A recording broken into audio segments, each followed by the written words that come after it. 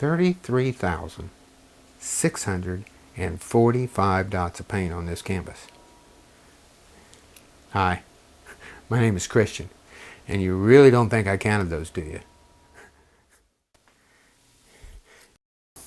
This technique, where we paint with dots of paint, I don't think anybody's worked with it in 100 years. Since Pissarro and Seurat invented pointillism, I'm not aware of any artist who picked this up and decided to work with it as their own art. And I know why, too. I mean, this is the most debilitating technique that you can work with. You saw as my eyes, I get up close, I lay that dot in, and of course I have to get tight, body stiff, drop that dot in perfect. You can't twitch, so it's hard there. But the getting back and forth, get up here, make sure the dot's in the right spot, get back there, see if it works within the image that you're trying to achieve. What happens is your eyes, getting up close, getting further back, getting up close, getting further, that absolutely destroys the eye muscles. I've gone to where 24 hours I couldn't see. I had to get a good night's sleep before the eye muscles would finally come back and focus my eyes again. But I have found a way to solve that problem. And I've done it with the help of a few friends. What you see here is a very modern form of pointillism, as invented by Pissarro and Seurat, but we had to make some changes in it. We had to take color decisions, how we paint a painting, and try to put it in the English language in a way that we could translate it into a language that could work with some tools. We took a painting technique, and then we physically spent, I don't know, I had to write a whole book, I think it's a couple inches thick, on how these decisions of creating this painting, every decision I think of, mixing, I mean everything the mind does, try to put it into a form of English language so that it could be translated into binary code. Now binary code is a language that hasn't existed back when Pissarro and Seurat does. And binary is the language of numbers. And actually, even in old classical trainings, we're taught to break our pigments down into numerical sequences. And it's for control, to learn. It's a process. It's kind of like for the musician, he plays scales on his piano. He just does his scales, works his fingerwork, knows all those keys. And we looked at painting decisions very similar. And we tried to break everything down into mathematics, geometry, and algorithmic processes. Now, an algorithmic process, let's think music for a second. And you hear, doom, doom, doom, doom, doom, doom, doom, doom, doom, doom, doom, doom, doom, doom, doom, doom. Well, that's an algorithm that you're hearing there. Algorithmic processes. Now, in this technique that we call matricism, since it's born from pointillism, but it's twisted into the mathematics, what this allowed us to do, or it allowed one of the most brilliant men in the country to do, my partner, Dr. John Randall, who is a world-class robotics scientist. It allowed John, once I had taken the technique and broke it into algorithmic processes, it allowed him to match it with a binary code, to translate it into binary. This is the real innovation that you're going to see here. I mean, it's the innovation that made all this possible, is being able to translate from one language to another. The language of man to the language of binary, the language of technology. So what you're going to see is really just the start of an evolution in a brand new set of tools for the fine artist. Tools that has made this technique possible. Now, I've been asked for years as we've worked on this in development to explain it, and it's very, very difficult. So we're finally sitting down and try to put this on film. It was very difficult to explain without your visual aids, for you to see how I work with it, to see how I move from one phase to the next to the next. And so I felt the best way to do that is for you and I to build a painting together. Now, to do that, we're going to start from the very beginning. Now, we're going to go out to one of the most beautiful locations in all the state of Texas, Caddo Lake. Now, Caddo Lake is one of the few natural lakes in all the South. And I mean, it looks like going back to 10,000 BC. the cypress trees, the moss, the lilies. Now, we're getting into winter. There's going to be some beautiful brown shades out there this time of the year, but it should make absolutely stunning painting. So we're going to go out. You're going to watch as I capture the scene that I want to work with. We're going to bring it back to the studio, and we're going to go through the entire process until we finish this painting. And you're going to see some toys that,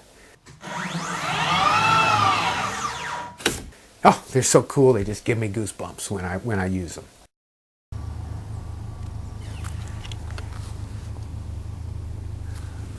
Okay, now we've entered the cathedral, one of the most beautiful spots on Caddo Lake.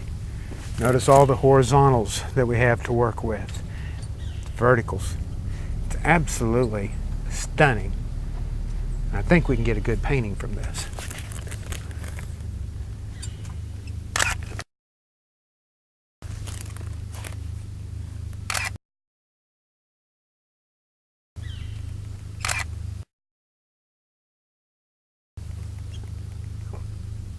One, two, three, four.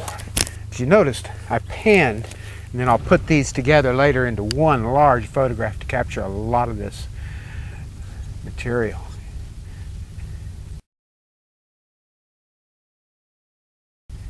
And as we slowly move down, we'll take more shots. It's one thing about modern technology. We can come out here and bring back a lot of material for a painting.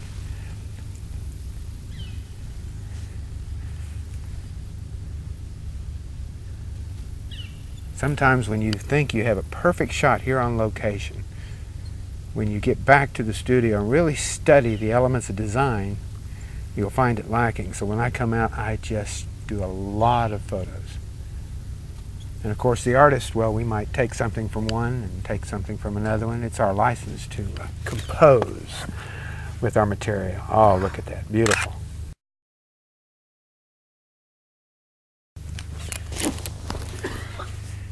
Now, of course, we wouldn't want to paint that map sign in here. People come out here and get lost.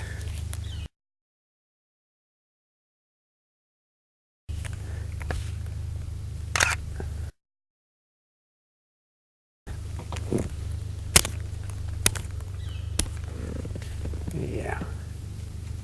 Okay, we're coming around the bend, and we'll be leaving the cathedral here in a few moments. Very important to do this when the sunlight is just right, giving us lots of shadows.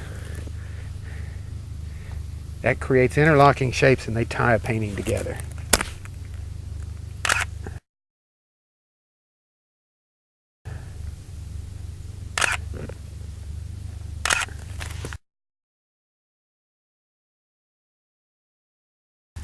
Gorgeous. I think we got it. Not bad. Cut! Okay, I told you it wouldn't take too long. We shot about 200 photographs out at Caddo Lake, and we brought back a good picture from the cathedral for us to work on, to build this first painting. But now to go into this piece, before I start processing it, before I start laying out my design, how I want my light flows, all this type of thing, I want to take you back to some basics so that you have a foundation to understand. I want to show you some color wheels and show you how color is thought of, how we think about it, how it's laid out, how we understand it. And then I want to take you into some past matrix paintings, show you how they were laid out, how they were built. I had to go back through my old archives to find a lot of these because we didn't have the video gear, we didn't have the computer equipment at that time. But you'll see some stills, you'll see how these things were basically laid out. And I think it'll give you enough understanding that as we complete our design for this painting, you'll know what I'm doing, you'll know where we're going, and it'll give you a better understanding of how a picture is put together under the theories of matricism. So let's take a look here at the color wheels. Now here you have the basic color wheel. This is the one we're taught as far back as grade school and is the core foundation of color theory. Now here you see the color wheel that I learned as a painter. This was designed by Frank O'Reilly of the Art Student League of New York, and you can see each color, and it is in 9 values. Now here's a series of specialty color wheels. They're designed for people's specific uses, the way they want to approach or think of color. And of course, this last one is the most interesting. It's a 3D color wheel. Now the whole purpose of showing you these is to think of these like an instrument. Okay, now we've seen the color wheels. You see how they're laid out geometrically, how everything is worked out numerically. And once you've done that, once you have that organized in your head, you can start playing your color notes like a piece of music. Now you can work up your color notes to extremely highly advanced levels, like an instrument having 124 keys versus one that has 8 or 9. It depends on what you're doing, your knowledge of color, and how you want to use it. Now, let me show you some samples of some past matrix paintings where we've used color to amplify our statement, where we've used color to simply beautify our design, and where we've used color to control, or shall we say, have an effect on the emotions of the viewer as they look at a given design and help read or understand that design a little bit more. Okay, let's look. I've chosen this piece to start out because it is a simple sphere, something every art student has to paint. And you'll notice that it is posterized with graphic language, as they say, posterized into 9 values. Now next you'll see the dots are going on here, but the underpainting is still here to guide the value as they're laid in. Now here's the finished piece. Notice each line has its own color, but we've given those lines some of the properties of liquid, so when they hit that sphere, they follow the contour. As soon as they can, drop off, hit the floor, and move out. Every dot there that is in each one of those lines matches that underpainting, but the color of each dot is either red, yellow, blue, because it is a beam of light. 2 different pieces of subject matter fused within the elements of a color decision. Now here you see the painting that I was actually aiming for, taking the elements as we explored them with the sphere and bringing them into the human form. Lights coming down, they hit the form, they follow the contour, they move on. Now what was really difficult here is that you've got to analyze the back side of the form. You don't have to do that in traditional painting, but here you've got to think of the form on the back side as the lines that you can see through follow the form. This painting has to do with the idea that we exist where there is light. We exist because of the light. Where there is no light, we could not exist. And this painting is titled, I Am. Now this is one of my favorite paintings. It's titled 5 Megans, after my daughter Megan. And it has to do with our relationship with a higher power.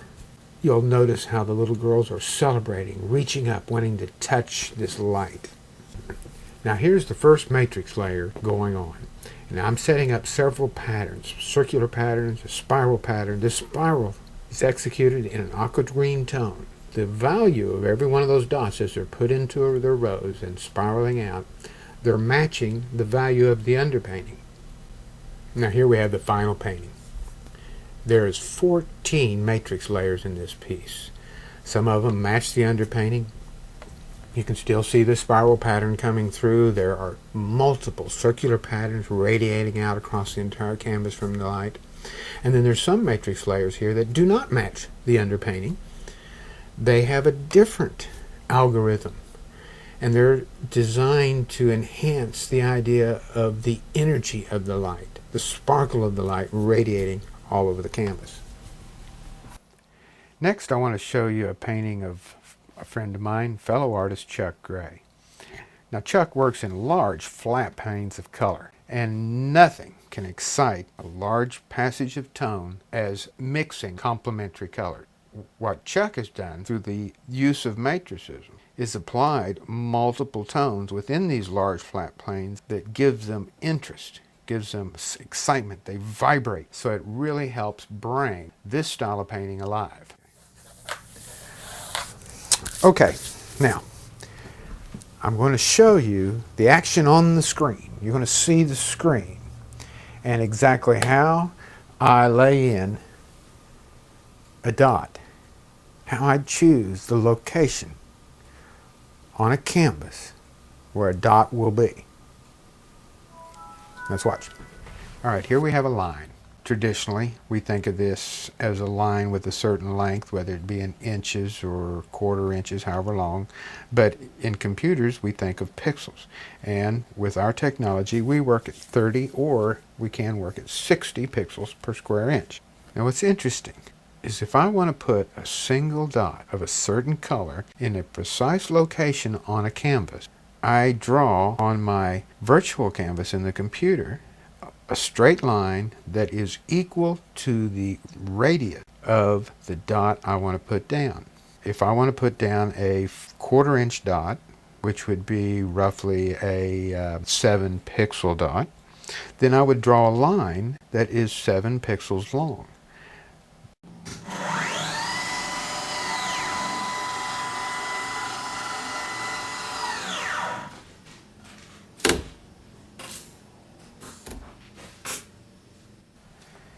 Now, if you think back to the sphere or the spiraling pattern of 5 megons, then you see the use of line in matricism. Now, here's how we program a line.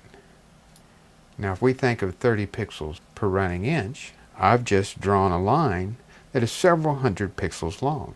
So I go into my software and say, discover this line, and along that line fit as many 5, 6, or 7, whatever number of pixel-sized dots that you can on that line. Now I can program this in a way that allows those dots just to touch, just perfectly, or I can tell it, leave a little space in between each dot as it goes on, or the reverse, and let those things just smash into each other, almost step on top of each other.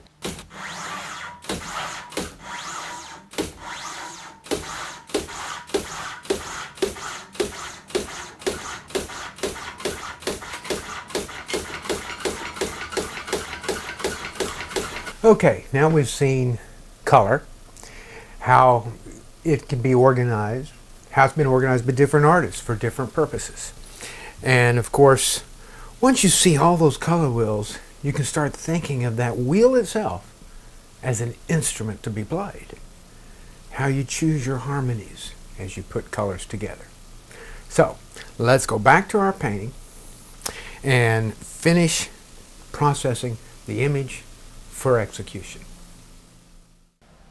Here I have zoomed into a small section of our painting, and you'll notice these red lines. Now those red lines aren't drawn on the image.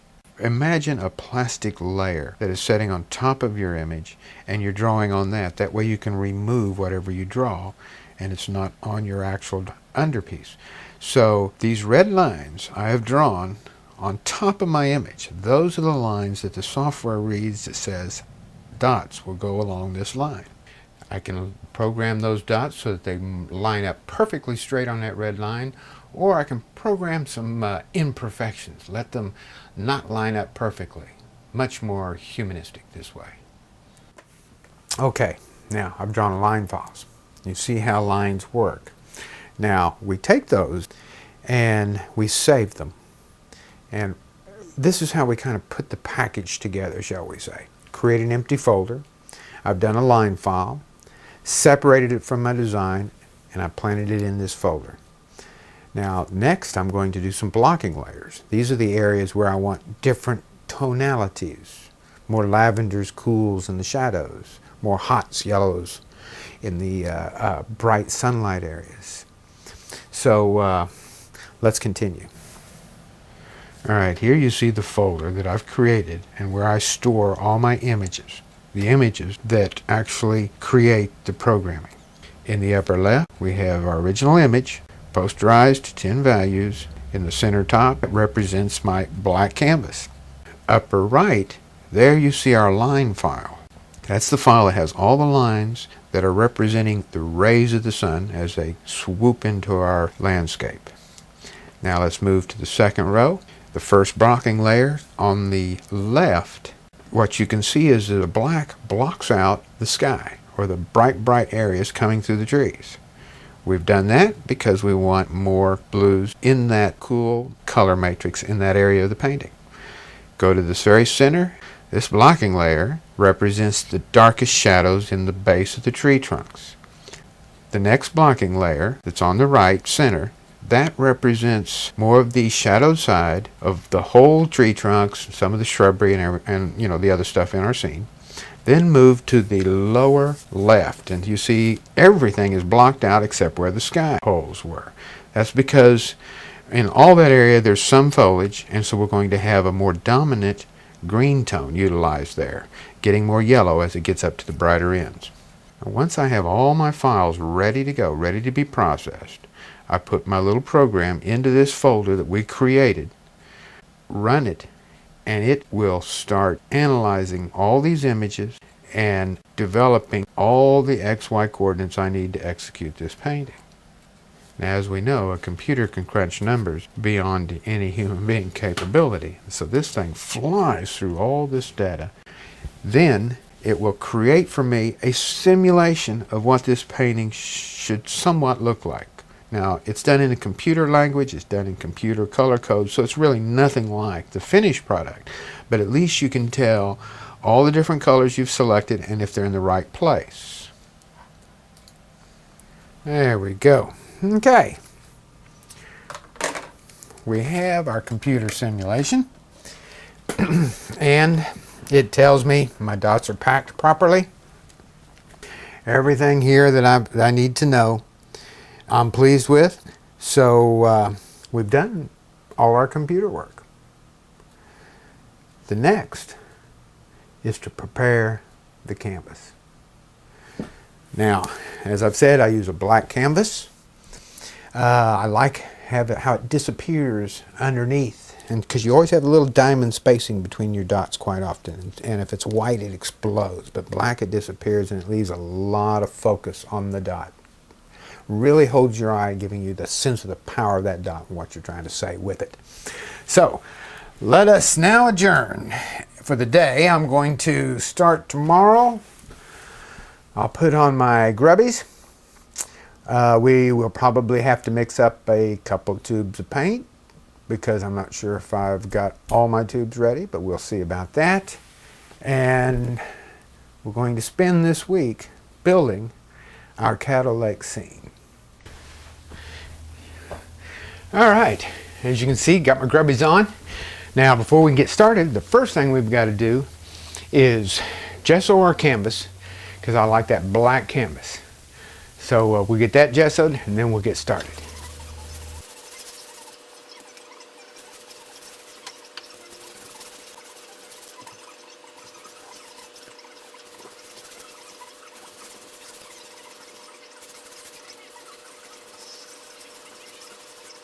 All right, see, whipped right through that one, didn't we? Okay, we're ready. I've got my canvas here mounted on my table, but I've got to adjust it to make sure it's absolutely perfectly flat and parallel with our robotics.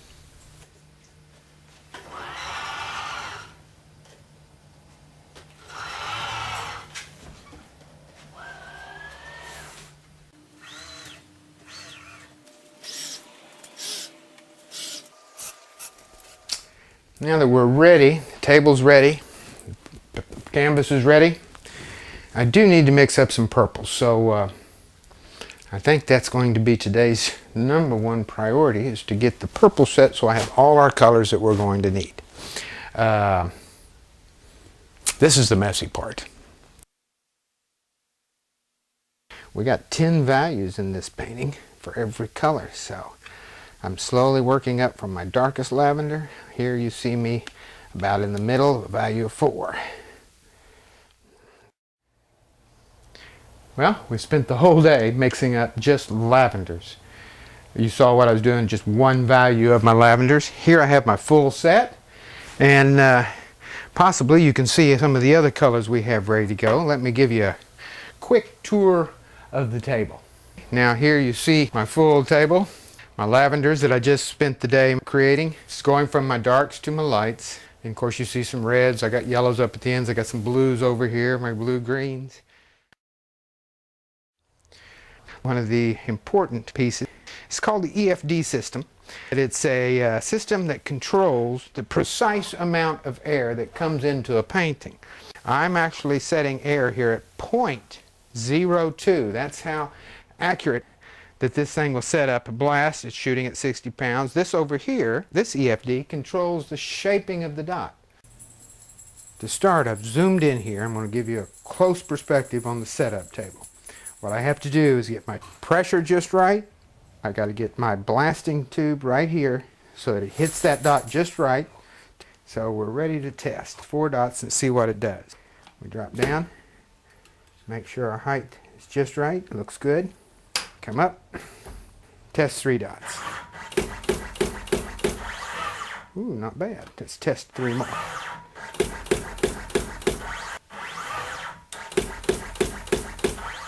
All right, we have tested our dots. We have a size that I want. They spread nicely. So it's finally time for us to go put dots on this canvas. Naturally, you see my dark brown here in the tube. That's because we're going to use my yellow set first. I've got all my yellow dots, all the XY coordinates for each one and where it goes. And I've loaded up my first set of yellows, which is the darkest value that goes on first. And we are ready to go. Let's see. Dots are perfect. Time for forward.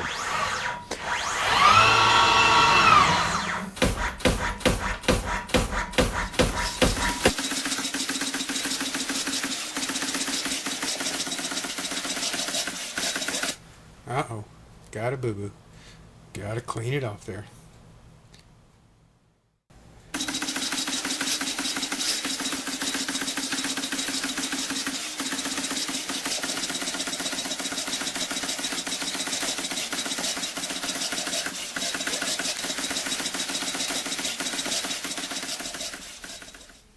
Absolutely perfect, just what we wanted. Do you remember that line file? The one that's the red lines all moving in the direction of the sunlight? That's what gave us all the XY locations of these individual dots. And you'll notice that they're fairly gnarly, uneven. That's what we want. We have all these variables to deal with in the pigments. Since I mix each one individually, they all have a little differences in the viscosity. Also, when you consider controlling my pressures and speeds and all the other variables, it makes for that very uneven, sometimes called sloppy dot. But that's what I like. It's almost as sloppy as when I had to do it by hand. So that's what's wonderful about this technology, is that it assists you without placing its own mark into your artwork.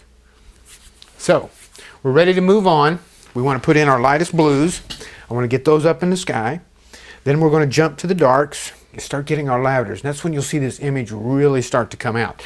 And we'll stop in between each one of these sections when it's put on, bring you up to date on where we are. But we're going to move pretty fast. I'm going to try to do some cuts here, make it a little bit entertaining to watch this thing materialize. And then in the end, we'll stop and we'll analyze and discuss what we've accomplished. And we'll take some real high resolution images of the painting so that we can have those at the end. You can really study it. So let's move on to our light blues. I've got to get them loaded.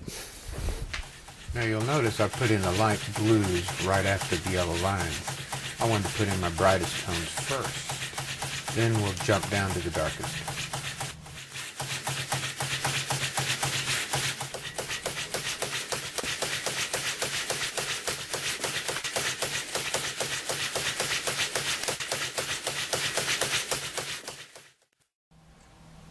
Now we're into our purples. Now, though this was done in 10 values, since I can make decisions at any time in the process, I've moved to a 7-value system here. I eliminated the very darkest darks because I wanted a more high-key, impressionistic color formula for this.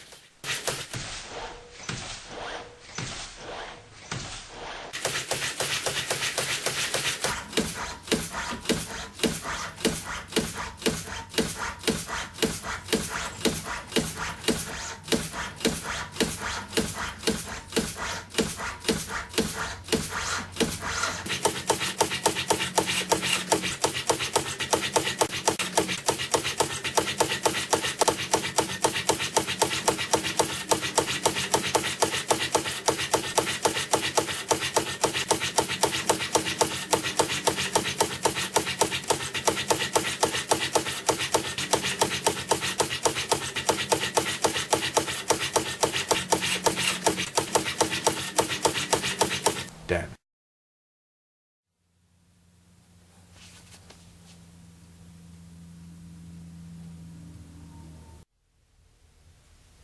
Well, what do you think? Do we have a work of art? Is this a painting that holds all the hallmarks, all the integrity of a hand-done work of art? An oil painting on canvas? Of course it does. I still mix my paint. I still make every decision I would have made if I'd have done this by hand. I was just able to do it with some assistance. I was able to do it faster. And I was able to do it without the physical stresses that come with working in dots of paint. To explain it a little better, when I was in college, I had an old watercolor instructor. And his attitude was that he didn't care what the weather was like. It could be pouring down rain. But if you were going to paint a painting outdoors, you took your umbrella out there, you sat up and you painted, because only in front of Mother Nature could you really see the true colors, the true vibrancy of what you wanted to capture. Well, after college, and I went to New York to study, I meet all the big guys. And all these guys are all using a camera. And of course, you know, to me a camera was a tool to cheat with. But one of the old timers came up to me and he said, "Kid, you got to get over this. If you want to be a portrait painter, people aren't going to pose for you for 20, 40, 60 hours. They want you to get in and get out, but they still expect you to deliver a Rembrandt quality painting to them." So, you know, hey, you can't fight them, join them. I get home, I buy a camera, and of course my old college instructor wouldn't talk to me for years after that. I had done gone over to the dark side. Well, you know, they're right. The camera's not going to help you paint. It's not going to help you do a better painting at all. It just, it can't. But it does bring you information in the studio to work from, to help you get to the finished point. You still, even in my work, I have to make many of my color decisions. The final perfection has to be done from the real client. Now, in this art form, since we're not painting realism, we're working in impressionistic approaches and post-impressionistic approaches to art, then we have a lot more freedom. Now, in this art form, what you've seen is technology assisting me in its execution. That same old instructor once told me, we were out painting in a field, and he said, "Look, hey, if that stick makes a better brush, pick up the damn stick and use it." Well, I've invented a new type of stick, a whole new way of controlling that stick. So it is a tool, but it hasn't taken away any of the things that I have to do. There is no original somewhere hidden that this is a duplicate of. All the technology did not decide how much red ink and blue ink to mix to match whatever they're supposed to be matching like a printing process does. It is totally unique. It is totally a tool to apply the paint on the canvas where I want it and to take the stress out of my hands and eyes. And it has done that wonderfully. And it is beyond that. It has gone far, far beyond that. You know, when I was working with these by hands, I reached a point to where the complexity of the design was getting so intense that I was having difficulty remembering them all as I would slowly work my way across the canvas putting these minute dots down. I realized I'd reached a point of saturation. I couldn't go any further. But now, gosh, I can sit in there and make all these decisions. But then I can take them and plant them over here on a piece of silicone. Then I can go over here and I can make all these other decisions, and then I can take those, plant them on another piece of silicone. And I can keep doing that. So all of a sudden, there is no limitations to the complexity that I can bring either to the color analysis or the design conception. It has expanded my capabilities. So it is an enabler. Now, is the product in the end, what's its uniquenesses? This is a painting done in matricism. What is matricism? Based on the word matrix. What is a matrix? A diamond has a different matrix than coal. What's the matrix of water? H2O. 2 hydrogen and 1 oxygen element coming together creates water. What is the matrix of a color decision? You got a little chip of paint, you got to run down to the store and have them match it. Well, they're going to match 3 things. What the color is, the hue, that's whether it's bluish or eggshell or whatever you're after. How light or dark that is, and then how intense it is or how soft and subtle it is. There's 3 components to the color decision, and that's what they answer every time you go in and you say you want to match this color. Well, if you take all the paintings that you can imagine in your mind, all of them that I'm aware of, if I take a note of color on that painting and ask myself, why did that painter mix up this color? He mixed up the value of that color, the hue, and the intensity of that color, and then applied it to the canvas. He was applying those 3 elements for one piece of subject matter, whether it was a field 150 feet into the picture plane, passage of color on a shirt, piece of blue sky, but it was one thing. In matricism, we look at those 3 components of a color decision, and we don't compile them and then base them on one thing. We'll base an individual component on one thing. For instance, like in our sphere, the lines coming down, each one of those lines was a color because it was a separate color of light. A yellow color light, a blue light, a red light. But it was a light or darkness of each one of those dots in those lines because of the design of a sphere underneath it. The hue matched the light. The light and darkness of that hue matched a design of a sphere. 5 Megan's the same. The spiral pattern, the first one we saw, it was aqua green because I chose an aqua green spiral pattern. But it was a lightness or darkness of those aqua green dots because of the design of a little girl dancing below a light. 2 separate pieces of subject matter fused within the decisions made for a single color decision. This is what's unique about matricism. I don't see this in any other work as a complete theory. So, I hope these have answered your questions. It's been a fun experience putting this together. People have been asking for years, how do you do it and what is it? And hopefully this answers all those for you. Now, the final thing is about our piece that we worked on. Well, I've been in these green things here lately. I mean, I've been really enjoying greens because I rarely get to work with those in portraiture. So I wanted to keep working on these theories that's been going on with this piece, even though most of the green is turned kind of brownish out there. So I think I'm going to go do it again. And this time I'm going to employ a little bit more of the old master's approach, get into some golden browns and all. And that might be fun. And what's cool, I don't have to redo everything. I have so many decisions made on silicone that I can go in there and just tweak them if need be. Because the primary thing I'm going to do is mix up new sets of colors. And that's where the heart of painting is the colors you mix up. So I got to mix up some new colors and run it, see what happens. So, hope you've enjoyed. I'm going to go back to work. Touch base with you later.